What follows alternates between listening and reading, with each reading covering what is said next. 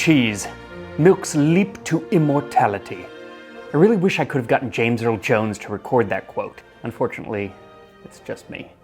But anyway, that was author Clifton Fadiman who said that, and frankly, I'm inclined to agree. But for me and for French royalty through the ages, one cheese leads the way. W-H-E-Y. It's Brie, the cheese is Brie. Today we're making a Tart de Bry. Served at the table of King Richard II in the 14th century, this tart lifts what was once called the cheese of kings to new heights of creamy deliciousness. Brie and the tart it rode in on. This time on Tasting History.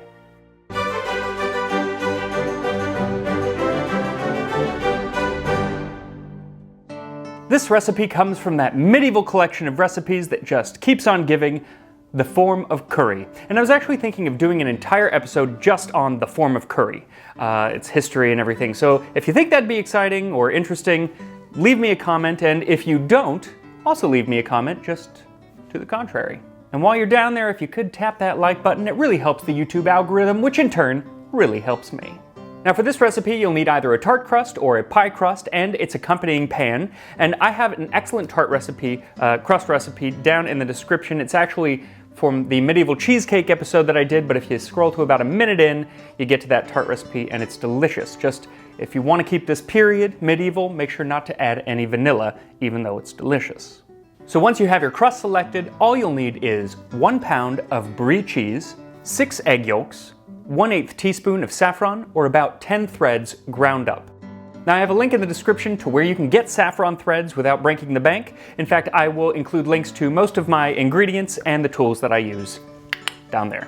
3/4 teaspoon light brown sugar, or more if you want a sweeter tart. This is a medieval recipe, so it doesn't tell you how much sugar to actually use, so if you want it more like a dessert, I'd say go with 3 tablespoons. That would be delicious. 3/8 teaspoon powdered ginger, and a bit of salt. Now you can also sprinkle some nutmeg or cinnamon on the top. It's not in the recipe, but it adds some nice color. First, preheat your oven to 425 degrees Fahrenheit or 220 Celsius, and then roll out your tart dough. It should be about 1/8 inch thick, maybe a little bit thicker, and then line your tart tin or your pie pan, and then put some aluminum foil in there and fill that with pie weights. We're going to blind bake this tart. So once your oven is preheated, pop it in the oven for about 10 minutes, then when you take it out, take out the pie weights, and if it still looks kind of like you have raw dough, then pop it back into the oven for another 5 minutes without the pie weights. But if it looks all done, then you're good to go and you can let it cool.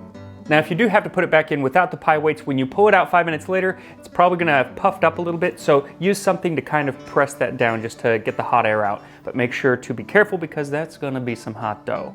Now as that crust cools, lower the temperature of the oven to 350 degrees Fahrenheit or about 175 Celsius, and then separate your eggs and lightly beat them.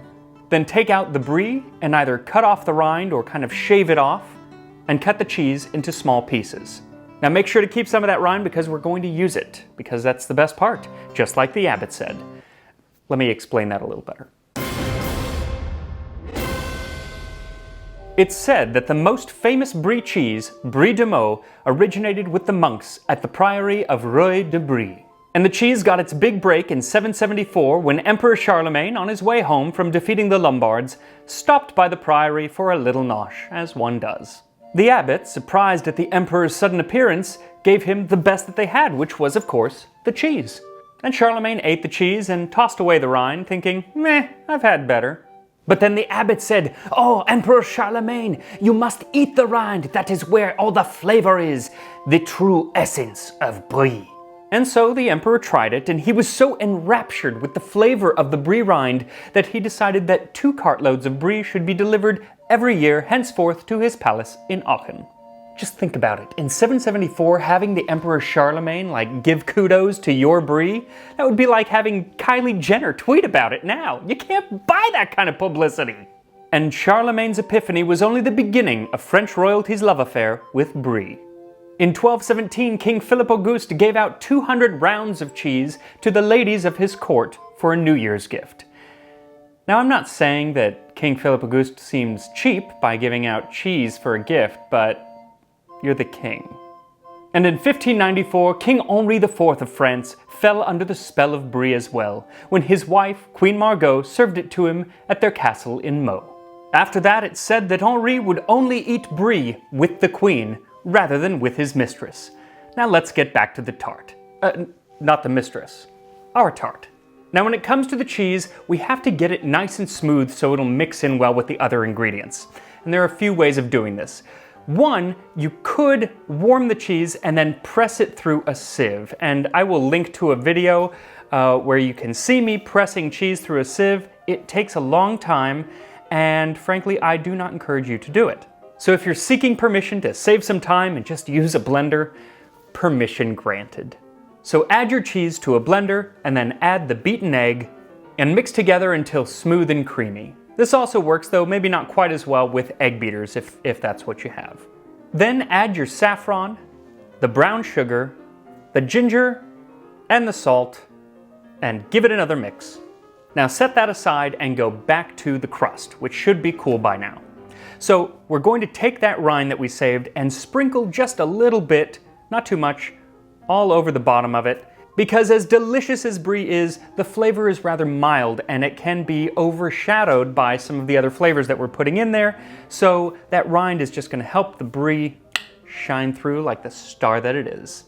Then gently spread your cheese mixture into the crust without disturbing the rind on the bottom, and smooth the top. Here's where, if you want, you can add that optional nutmeg or cinnamon on the top, just to give it some color. Finally, put a shield over the crust. It can be like the one that I'm using here, I'll put a link to that one, or you can just use aluminum foil and wrap it around the sides. It's just there to stop the crust from burning since we've already baked it. Then put your tart into the oven for 30 to 40 minutes or until it looks set and starts to brown. So while that bakes, let us leave the Middle Ages and turn to another French king who loved Brie so much that he lost his head.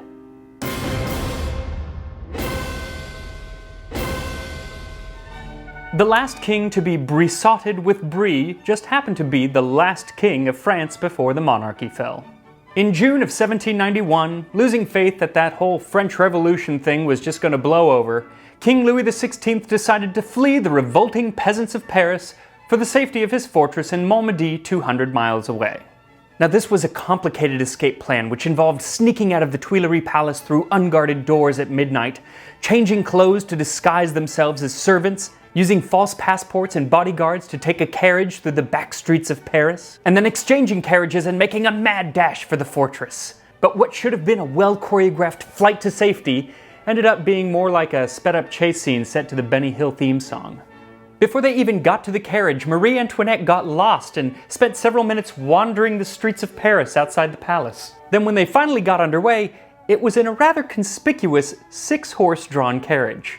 And then as they were leaving Paris, they got stopped by a wedding party in the streets, which made them take an alternate route that they had never gone down before, and they got lost on their way out of another gate. And then they lost another hour when their carriage broke down and a horse became unharnessed. And on several stops, King Louis insisted on getting out of the carriage to talk to the peasants, letting them know who he was. And Marie Antoinette, clueless as always, gave a bunch of silver plates away to a local official who had given them help. But it was at the town of Ayren, just 20 miles from their destination, where King Louis was feeling peckish and decided to stop at an inn for some Brie cheese and a glass of Burgundy. Or so the story goes. Well, not surprisingly, someone recognized them actually a few towns back, and this little pit stop gave him time to catch up, and so the entire royal family was arrested and taken back to Paris. Well, flash forward to January 21st, 1793, and old King Louis gets one last request before his march up to Madame Guillotine. And what does he ask for? A final taste of Brie de Meaux. Now that's somewhat ironic, seeing it was the French revolutionary Joseph Lavallee who said, "Brie, loved by the rich and the poor, preached equality before anyone dreamt it possible." But being the last wish of a dying monarch of France wasn't enough for Brie. It still had to shine on, and in 1815, it was going to get its chance. It was at the Congress of Vienna where the leaders of Europe decided on a new political order after the fall of Napoleon. The newly restored monarchy was represented by that French Machiavelli, Talleyrand. former Minister of Foreign Affairs under Napoleon. Now, the two men were often at odds, and in one public encounter shortly before Talleyrand abandoned Napoleon, the little corporal said of his minister, "You are nothing but shit in a silk stocking." Pardon my French. But it was Talleyrand who got the last laugh, because he was the last line of defense to stop the other European rulers from carving up Napoleon's former empire like a Christmas ham. Now, he held few cards coming off of France's defeat at Waterloo, but that wily old diplomat held one creamy ace up his sleeve. Brie de Meaux. In a display of gastronomic diplomacy, Talleyrand held a lavish dinner where he held a contest to determine the greatest cheese of Europe. Quite literally. Lord Castlereagh nominated English Stilton, Baron de Falk espoused the Dutch Limburger, the Swiss had Gruyere, and Italy Stracchino. 52 cheeses were paraded up and down the table, enjoyed by all. It reminds me of that song that Pinky from Pinky and the Brain sings, "Cheese from around the world." But the last cheese, le dernier fromage, was the Brie de Meaux. And to be frank, there was no contest. The other 51 cheeses never stood a chance. Go home, Parmesan, you're drunk. Brie was crowned le roi de fromage, no longer just the cheese of kings, but the king of cheese. So let us all bow down to the king of cheese and take it out of the oven. So once the tart has set in the middle and browned a bit on top, remove it from the oven and set it on a cooling rack. Now you can wait until it's completely cooled, but I think it's served best a little warm. So we'll cut a little slice here. Based on the ingredients, I have a feeling it's going to be rich, so not too much. Beautiful how it holds together. And here we go.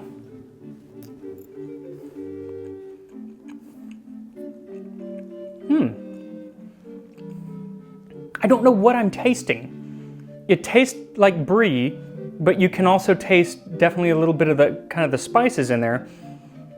But it doesn't feel like brie. It's much denser than brie, which is saying something. But it's good. You know what would be good on this? Oh, I wish I still had some. The rape that I made last week. I'll put a link in the description down below. It was a fig paste that would have just gone perfectly with this, and I think I still have some fig paste that is commercially bought, and I'm gonna put that on that because that would be just delicious. Anyway, links to all the ingredients down in the description, along with the original 14th century recipe and the modernized version I used today. So don't forget to hit the notification bell when you subscribe so I can see you next time on Tasting History. Yes, that fig will work wonders on this. Interesting.